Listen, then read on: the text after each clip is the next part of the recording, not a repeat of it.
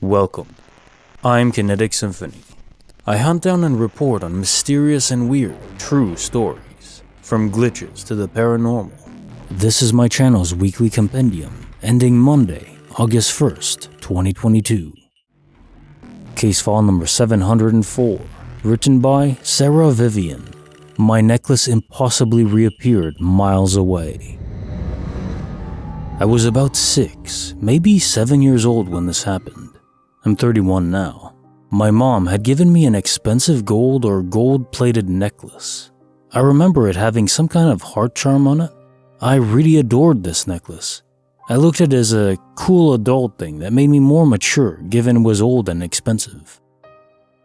I was, and still am, precocious, so I guess at the time she believed in me to be more responsible with something as precious as this. I wore it all day at school, showing anyone and everyone how beautiful it was, expressing my excitement. Straight after school, I had to go to a babysitter's house who looked after several other kids, and of course, thought this would be a great place to show off my new necklace. However, as little kids tend to be, I was clumsy with it outside on the wood-planked porch, and ended up dropping the necklace, which landed on the ground beneath the tight floorboards in the dirt. Some of the other kids and myself tried to retrieve the necklace, but to no avail. I was devastated and felt like I failed my mom by losing the necklace. When she came to pick me up, I explained what happened and she herself tried to retrieve it, but once again, to no avail. So we ended up leaving empty-handed, with me being scolded on the way home for being irresponsible with such an expensive piece of jewelry. At the time, when you first walked into our house, my mom had a very small but tall entry table to place keys and wallets on when you first entered the house. We arrived at home, walked through the front door, and to our shock and surprise, the necklace we had abandoned that I lost through the floorboards of my babysitter's deck was sitting on the entry table. No one else lived with us besides my 11-year-old brother who was at a friend's house during the entire duration of all of this. He was not with us when our mom picked me up. He knew nothing about the necklace, and even if he had, there was no way he could have gone from the sitters with the necklace and back to our house before we got there. By car it was a maybe 7-minute drive, but at least 30 to 40 minutes to walk, and like I said, he was not even home. This was also in the 90s. We didn't have cell phones. It's not like my mom would have called him, told him about the necklace, followed by him somehow retrieving it and beating us home with it. And even if by some Twilight Zone way, my brother loves praise, there's no way he would have done something like that without mentioning it. No one else had keys either, and again, only my mom and I knew about the misplaced necklace in our family. We both looked at each other dumbfounded, and my mom said, We left the necklace behind. How is it here? I didn't give it much thought or really cared how. I had my necklace back. I believed it was some kind of guardian angel bringing it back to me, as silly as that may sound. I was so grateful it was back. However, the very next day, the necklace vanished again. I haven't seen it since. We searched high and low, but it never turned back up. I even checked the sitter's porch again, as I spent several visits there after this incident, and nope, it wasn't there either. I even asked if other kids found it somehow and retrieved it from the boards even though I had found it in my house, but no one had seen it and there was no talk of anyone fishing it out. Many years later, I still wonder where it disappeared to the second time. I felt really let down by the idea that it was some angel who brought it back to make me happy, only for it to indefinitely go missing again the next day. Now fast forward a decade or so later. I'm 15 years old, still in the same town and state, but living in a different house. One evening, my mom and I went to the mall to go shopping. We finished up at Hot Topic, back when it used to be cool, where I purchased a band patch to sew onto my jacket and some soft pink dangly electric guitar earrings. As we were exiting the mall, I was excitedly checking out the merch I bought, thinking about what outfits I'd wear with my new earrings, when my mom started a conversation with me. Out of respect, I decided to put my lute away so I could focus on what she was saying. I distinctly remember putting the earrings and patch carefully tucked into my right, very deep and very large jacket pocket. Seriously, I cannot emphasize enough at how deep and large the pockets were. Now fast forward to us getting home. I take off my shoes, about to take off my jacket, but before I do, I reach to pull my merch out, and I find nothing. The pocket was completely empty. Not even the receipt was in there. I think, okay, maybe I actually put them in my left pocket, but I imagined my right, even though I remember vividly putting them wrapped up in my right pocket. Well, nothing was in my left pocket either. I get nervous, wondering. Okay, maybe somehow the stuff came out in the car? That doesn't seem right though. Remember how deep I said the pockets were? But for logic's sake, I checked the entire car. Again, I found nothing. I check outside underneath the car, in the driveway, the entryway, my pants pockets, everywhere. But they are absolutely nowhere to be found. I'm really upset at this point, and I tell my mom what's up. She checks everywhere I did and then some, but still neither of us can find the stuff. I sunk in defeat and just thought, whatever. Somehow I must have dropped them at the mall or the parking lot. I guess someone got real lucky at my expense, and went to bed pretty sad. The very next day, like within the first 2 minutes of being awake, I had this strong gut feeling that if I put my hand in my right jacket pocket, my earrings and patch would be inside. I couldn't even argue with this feeling. It felt like I already knew something. It was so strong. Almost a voice that I couldn't hear with my ears. So I obliged. I picked up my jacket, slipped my hand in the right pocket, and to my absolute shock and amazement were my earrings and band patch. No receipt though, which was the only thing missing, and still was never found, which was strange because I wrapped it around my stuff, but I didn't really care. I found my stuff. Immediately, I went to my mom and showed her the previous missing loot. Her eyes went huge and she was happy for me, but then asked where they were found. I replied, the place I left them before, in my right jacket pocket. She went pale with a shocked expression and she said, I checked your jacket last night. Those were not there. We looked at each other perplexed, and I shrugged. I wasn't really sure how to respond other than it must be the ghosts or the aliens picking on us again. The earrings and patch never went missing again after they were found, unlike the necklace. At the time, we really genuinely believed there was a trickster or something to that effect messing with me. My mom, brother, and myself were all very superstitious as a lot, and I mean a lot, of paranormal activity has happened my whole life. My brother and mom both claimed to have seen aliens multiple times, which is why we thought genuinely that it was something like that. But now, I'm not so sure.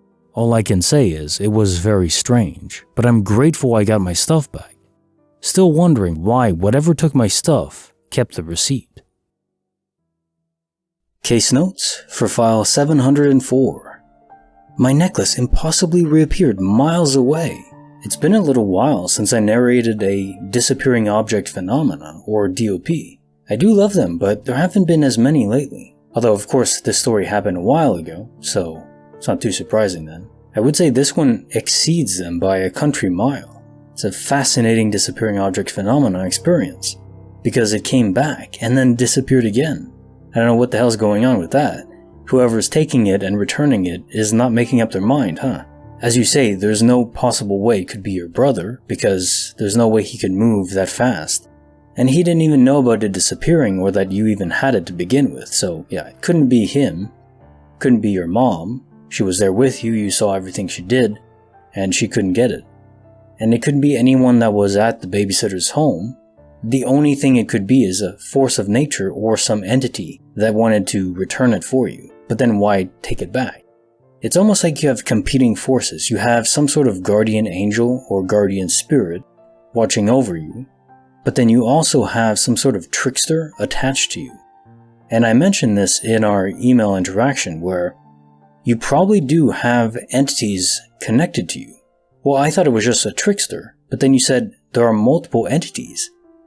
Could be. Normally spirits or echoes, they latch on to a specific object or location, but I guess there's no reason it couldn't be a person too. Maybe some family member that passed away, maybe even some cursed object. I could see that, where an echo latches onto an object, but if you interact with an object enough, hell, maybe it is even the necklace that's doing that. But then it was stolen away again, and the curse will still persist.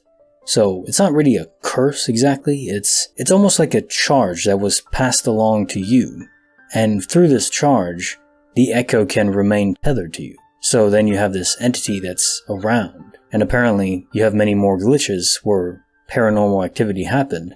So I could see that being quite logical. And I don't really think it's malicious, it's more of a trickster, a pranker. Again, something like I'd be if I was an echo. I'd love to mess around with people, not harmfully, but I want to have some fun. Just make them question reality a little bit.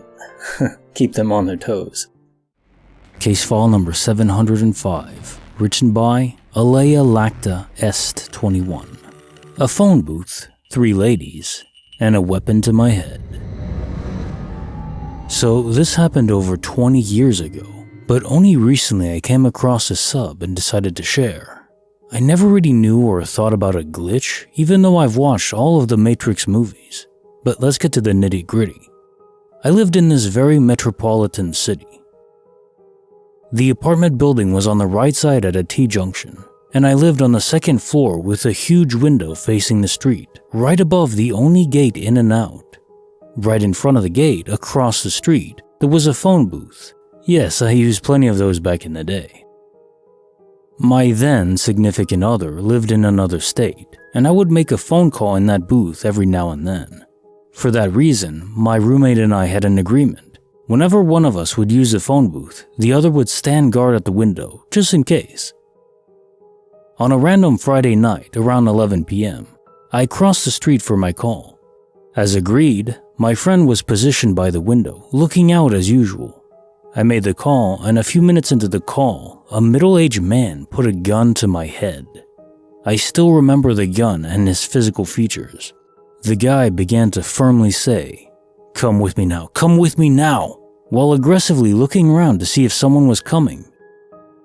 At that moment, I was cold-blooded enough, as usual, to tell my significant other, "Hey, I have an issue, I'll call you back." While saying that, I was assessing my options and thinking about what to do. It was so weird, it almost seemed like time stopped. Then I see 3 ladies coming in my direction, on the sidewalk, talking and laughing like nothing was happening. While contemplating whether to cross the street running to get to my gate, there was intense traffic. Lots of cars as usual on that street, even late at night. However, while I was looking at the cars on the street, the 3 ladies finally got to where I was standing and literally walked right past, right in the middle of myself and the guy, basically separating us from one another, all the while not acknowledging the situation, not even making eye contact of the man holding a gun to my head. At that opportunity, I ran for my dear life, zigzagging between the cars. It was a matter of seconds. I got to the gate and screamed to my friend, "Open the freaking gate!" For which he said, "Why?" When I looked to see if the guy was behind me or if I was going to get shot, I stopped in my tracks. The crazy street I just crossed was empty, eerily empty. The phones are also both empty. The guy with the gun, the 3 ladies, all gone. I went to the corner at the T-junction, looked to the left and to the right. Nothing. As if nothing ever happened.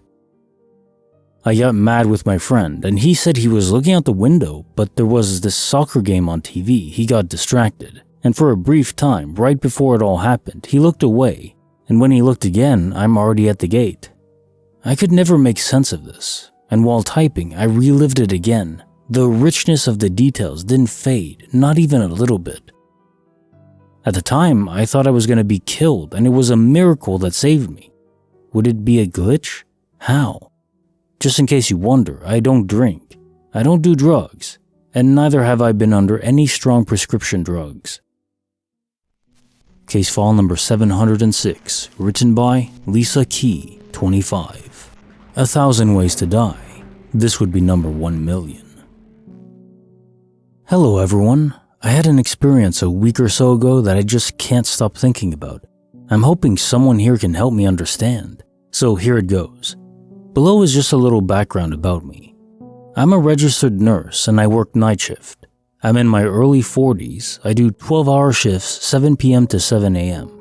I'll preface this by saying I was not tired at all. I've been a night shift nurse most of my nursing career and have no issue sleeping during the day. I was not tired when this happened. I work in a nursing home on the short-term rehab unit, so there's always a lot of admissions and discharges from my unit. When we get a new patient, it's the nurse's responsibility to take the diet order to the kitchen, so usually around 6 a.m. I'll print out and take any new diet orders the kitchen doesn't have. Now onto my experience. One night last week, I got 3 new patients, so I had printed out their diets. I had a little more charting to do, so I was at the computer finishing up all my tasks when all of a sudden I got this vision. I don't know what else to call it. In this vision, I saw myself walking through the halls heading to the kitchen holding the diet orders. All this is normal for what I always do. But then in this vision, I turned the corner to walk down the hall where the kitchen is, and I saw myself have a freak accident. I saw a ceiling tile fall on me in just the right way that it split my head open, and there was blood everywhere, and I was lying on the floor and died. It was like I had just watched a short excerpt of a movie, but it was of me dying. The vision only lasted a couple of seconds, but it totally freaked me out. It was like I was actually supposed to die at that exact time. My usual routine was thrown off though, because I was a bit behind due to finishing up some charting. I stopped charting and I was so confused at that vision. I've never had anything like that happen to me. The only thing close to that I've experienced is 90% of the time when I walk down a set of stairs, I can picture myself falling down them. I think I may have died in a past life falling down the stairs. I'm very sensitive and awake to a lot of things in this universe, still learning more and more every day.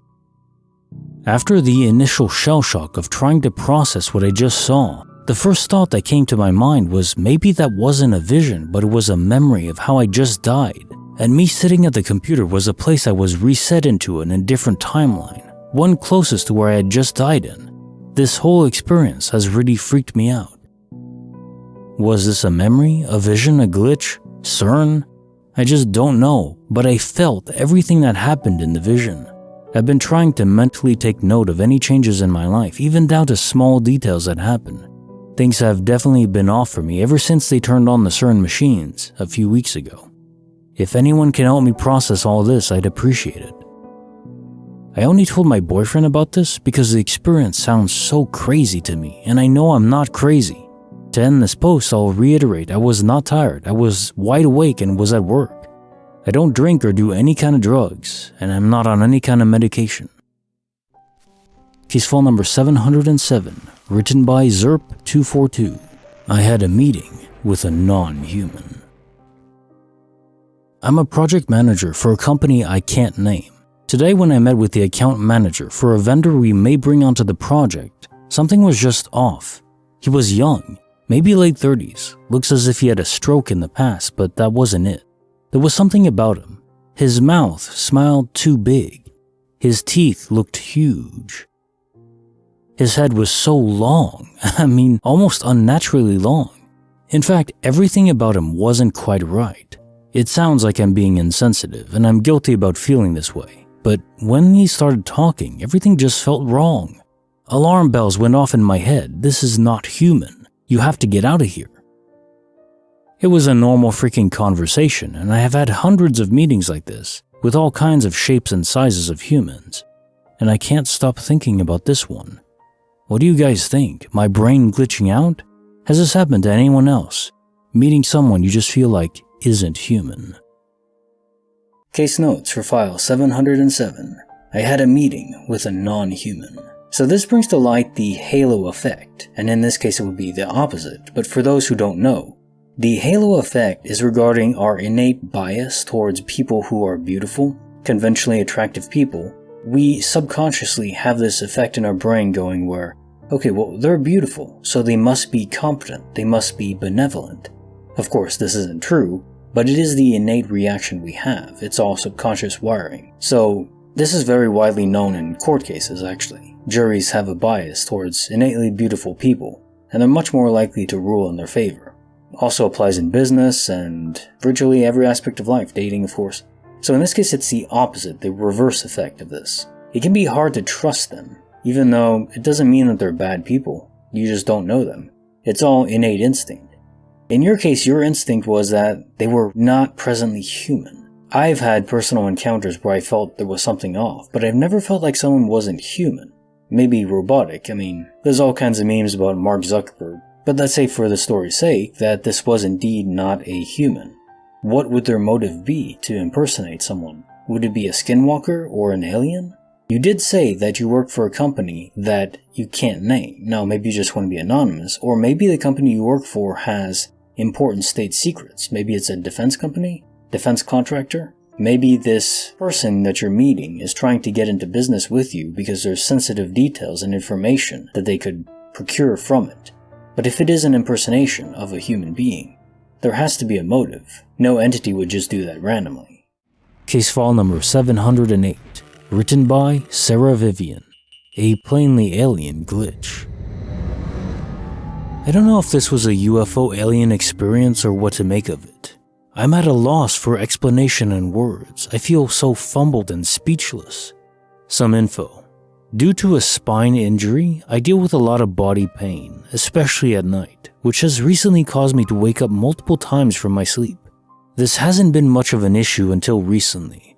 Sure, I have dealt with insomnia for years, but I didn't go through periods of waking up at a specific time every night for 2 weeks straight like it's been lately. Nearly every single night between 2:30 a.m. and 3:30 a.m., I've been waking up for no apparent reason. I just woke up very alert. A lot of the times this was occurring, I wasn't waking up in particular from my body pain or any sound, etc., just awake without reason. It's not a normal habit for me to go check the clock when I wake up from insomnia, but for no known reason, every time I would wake up during this 2-week duration, almost immediately I would get up and walk to the kitchen to see what time it was. During this, I didn't think about how strange that was till much later after the stop. Anyways, so last night again, for no real apparent reason, I got up out of bed, went to the kitchen to see the time, which was 3 a.m. Then I headed back to my room and got on my bed. The window was cracked. This is important. So I get under the covers and start to doze off when literally out of nowhere, I hear a very loud sound of an airplane. I do not live near or on a flight path. The airport is a good 15 to 20 minute drive from my location, but I didn't think much of the airplane sounds at first. I'd like to add that I have lived in this apartment for almost 2 years and have never heard airplanes at night. I've seen a jet once during the day, but that was about it. I would also like to mention I used to live in these same apartments, different units, in my teens and never experienced this. Nor do I remember ever seeing planes come near this area during the day in my teens or now. Anyways, I'm drifting in but not yet asleep. 5 minutes or more had passed at this point, and I could still sharply hear the airplane as though it was hovering directly above my apartment. I'm in a downstairs unit, by the way. It mentally hit me that the airplane should have passed by now. My eyes opened. I physically rose up from my bed and peered out the window knowing, yeah, I probably won't see anything from here, but I guess it was just a natural reflex to look where you hear a sound. Of course, I saw nothing from my obscure view, but I still could hear the airplane right outside. Just there. No sound of it moving away. I thought how strange this was and wondered how it would be possible to keep a plane in place like that, and started to get out of bed to go outside and see it, when I suddenly became extremely tired. I felt dazed, and then all of a sudden the plane just abruptly stopped. No fade out, no sound of it moving at all, just nothing. I thought that was very weird, but it was like whenever I tried to think about how strange all this was, my thought process went blurry, as though I couldn't form logical thoughts about it anymore.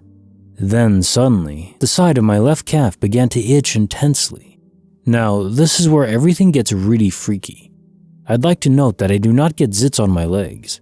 I rarely deal with acne as it is, and I don't recall a time I've ever had a full-fledged whitehead on my legs. However, when I went to scratch, I felt and counted 5 large and hard bumps that felt like zits. The bumps were so hard they almost felt like rocks beneath my skin. What was also unusual about them is the skin on top of them felt very cold, colder than the rest of my leg. I distinctly remember nonchalantly tracing them with my fingertip. Even in my dazed state, there was a mental alert, like my brain was telling me, "Hey, that's weird. What are those doing there?"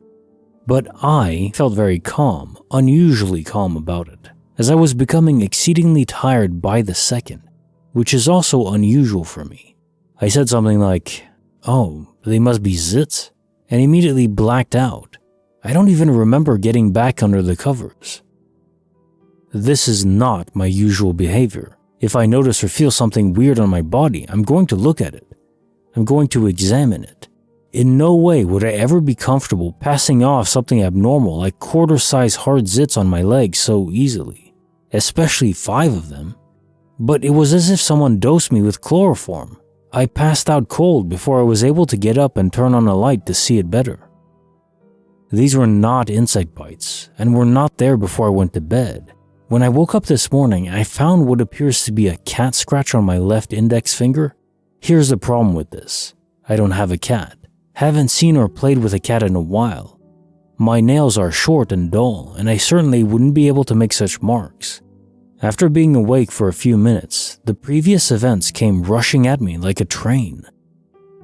Panic set in, my mind racing to see what the actual hell the bumps were. But to my horror and shock, all but one abnormal bump was there. It was smaller, not as hard as the ones I had previously felt. It didn't look like a bite or a zit, just a strange red bump, still colder than the rest of the area. I sank in my chair, racking my brain trying to fathom what happened and how those bumps disappeared. I did not dream of this. I had gotten up physically out of my bed twice right before feeling the bumps. There is no way I imagined this. I don't know what happened. Less than an hour later, after seeing the first bump and showing it to my mom, it vanished. It's no longer there. I've never seen a bite or a large zit just disappear that quickly without any trace. Since this experience, I have been hearing planes almost every night, and it's always between 2 to 3 a.m. I haven't heard any hover or idle as long as the first time, but I definitely hear the planes lingering quite a while. One night recently, I heard what sounded like 3 planes extremely close going, back and forth in the same area, getting louder, then fading out, then loud again as if it was right above the apartments. Every single time I've gotten up out of bed to go look, I suddenly get hit with extreme tiredness and fall asleep instantly, unable to make it out of my room to go out of the front door to see what is going on. Again, this is unusual. It's now July 16th, 2022, and since late December 2021, I haven't heard the plane sounds. That or the aliens wipe my memory of it. I've thought a lot about the plane sounds. If these were actual planes, why have they suddenly and completely stopped? A few times though, I have had bouts of waking up between 2:30 to 3 a.m., walking to the kitchen to see the time and walking back. What is so strange about this trance is my phone is always on my nightstand next to me. There have been times where I wake up feeling that familiar urge to get out of bed to go to the kitchen, but remember, just look at your phone. And yet, even when I think of that and do look at my phone, something in me still gets me up to go to the kitchen. It almost feels as instinctive as going to the bathroom. I don't even care to see the time, I just want to sleep. I don't know why I keep doing this. It doesn't feel like it's completely my choice. Luckily, like I said, it has only happened a few more times since. Case notes for file 708, The Plainly Alien Glitch. So this raises a few questions I've always had about alien abductions. Obviously, I love aliens. The concept is fascinating. Beings that are equivalent to us or actually far beyond us in technology, visiting us and having questions. Did they spawn us? Did they create us? Did they seed the life on the planet? Are they purely studying us, having never interacted with us before finding us? A lot of questions. But regarding specific abductions, well, their level of technology, if they're able to reach us either from a different dimension or from travel through space-time, where the distances between stars are so stupendously large, not to mention the navigational challenges to even know where you are in relation to where you came from. There are things we can't quite do yet, not for a long time. Which means that if these aliens are here, their level of technology is far beyond us. almost approaching what we would describe as magic. So given that, why are they not able to implant devices into us or experiment on us without us knowing? Why do they make their ships visible to us? Why, when we're abducted, do we still retain memory of it? Or, what I think happened in this case, I think you probably were abducted, but the aliens tried to scramble or erase those memories, but still your subconscious knows something is missing, there's a gap. So, these memories you have of waking up and checking the time is your brain trying to remind you that something happened at this moment. And also, hearing these planes, I think the planes are meant to be alien aircraft, but your brain is shifting it towards something you would understand. So it's not planes hovering, it's UFOs. The entire sequence, the entire story, to me, strikes me as your brain trying to reformulate a blocked memory into something that you can process and understand.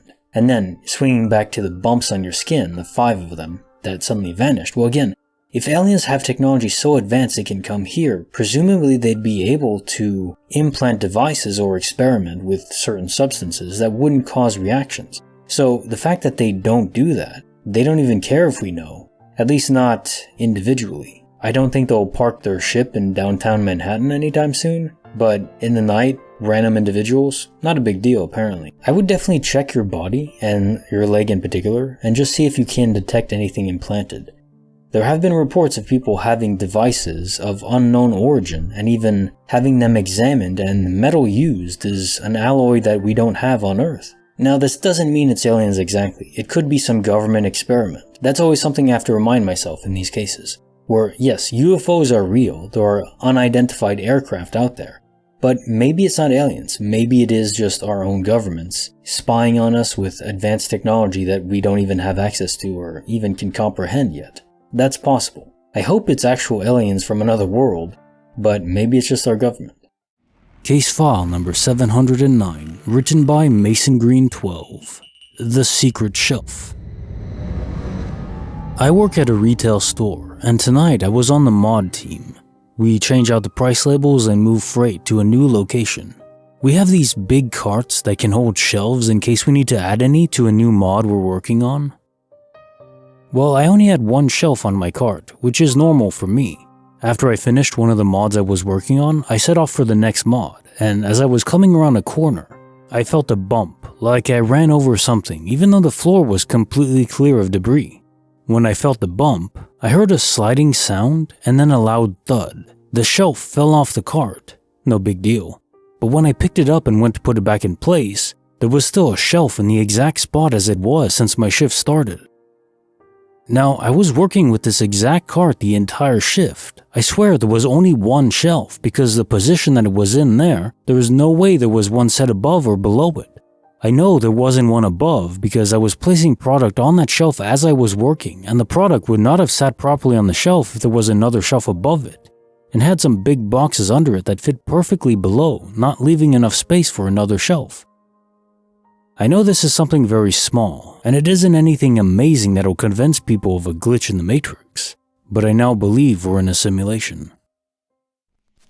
Case file number 710, written by Scarlet Rain. The moonlit silhouette of my daughter. This happened about 8 weeks ago. It was past bedtime and I could hear her awake in her bedroom, which she shares with her 4-year-old brother. This is not unusual, and they're really cute when they play and chat at night, so no big deal, right?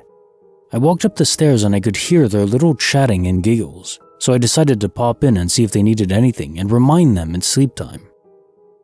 I stepped over the safety gate, so I was inside their bedroom, but only about one step inside. The hall light was on and lit up their bedroom. My son is in the left bed and my daughter is in the right.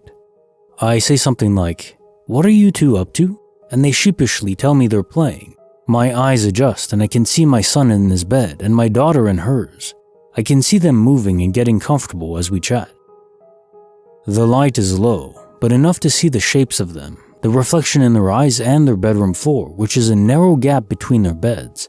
Small English council house. We chat for about 3 minutes and I ask them if they needed anything. I clearly hear my daughter's voice answering me from her bed. As we are talking, I feel something brush the back of my leg. I didn't even look to check because we have cats and those little devils follow me everywhere. One must have jumped over the safety gate and was coming to see if anything interesting was going on. Something felt a bit weird though, and after maybe 5 seconds, I realized I hadn't heard the gate rattle as it always does when the cats jump over it. The cheeky little fur demon must have snuck in when I put them to bed, and that is probably why the kids are awake and giggling. I turn and look at the small gap, expecting to see a little black cat.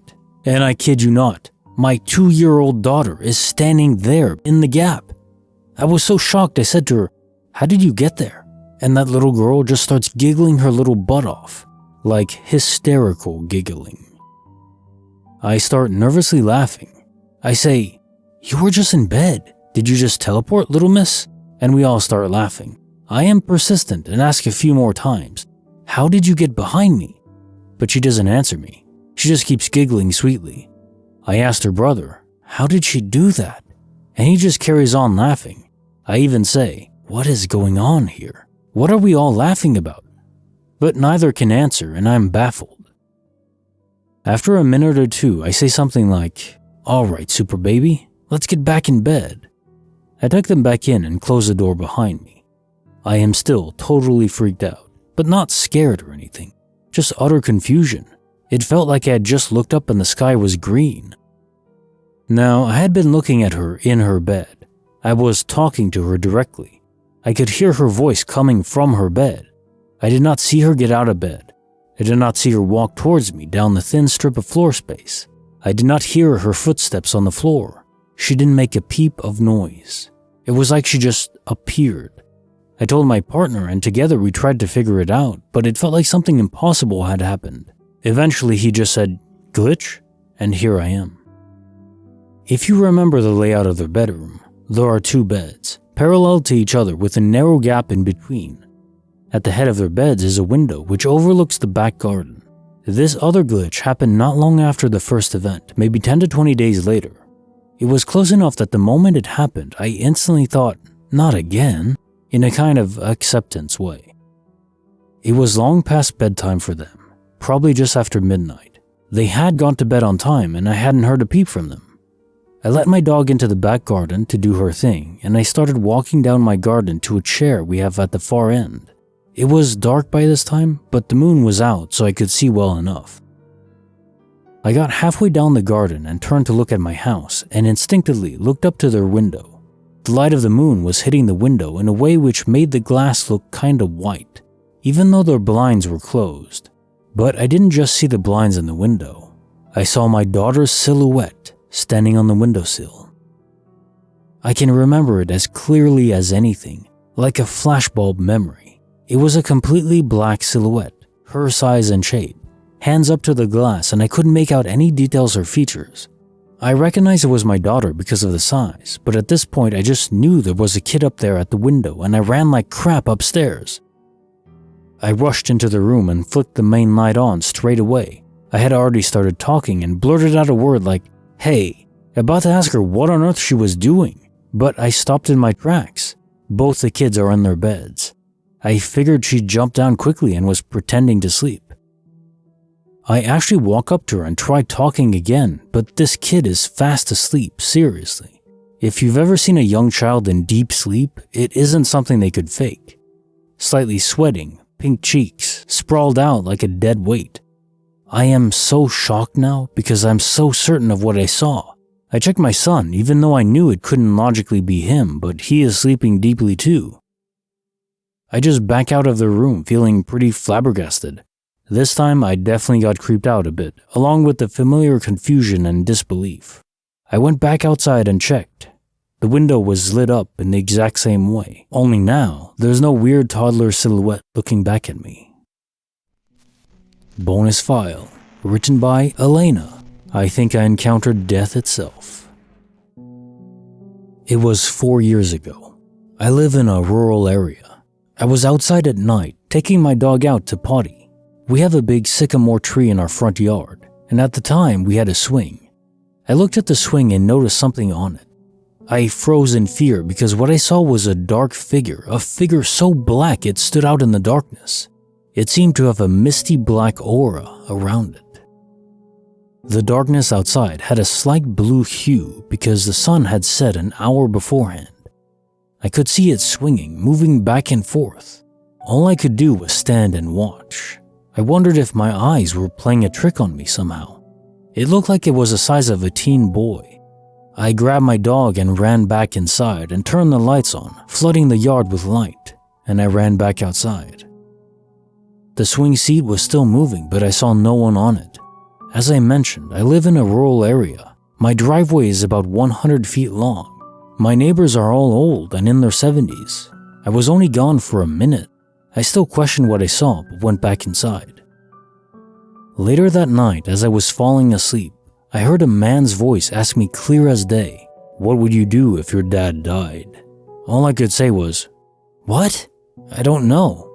I don't know how long I was asleep for, but I woke up to banging on my door. I wake up and hear my mother crying hard. I open the door and she says, "I think your father is dead." I ran to the room and he was. I went outside the next day at the same time and could tell the swing seat was empty despite it being dark outside. The image of the black figure is still engraved in my mind, and I remember the voice to this day. I think I encountered death. Case notes for the bonus file. I think I encountered death itself. Okay, so my first instinct here is that this wasn't death, it was some sort of malicious spirit intending to cause you emotional damage. And the reason for that is, well, what motivation would death have to appear to you in this way? He wasn't trying to safeguard your emotions because the warning didn't come early, like a month before your dad passed away, so you could at least brace for it. No, this was almost instantaneously, as soon as it happened, or even maybe after it happened. And then, appearing on the swing set, that would be odd. What motivation would death have to play with you in that way? Unless death itself likes swings? Maybe. But it also raises a question in my mind about the very concept of death and if it's a figure or just some force that manifests itself in the universe.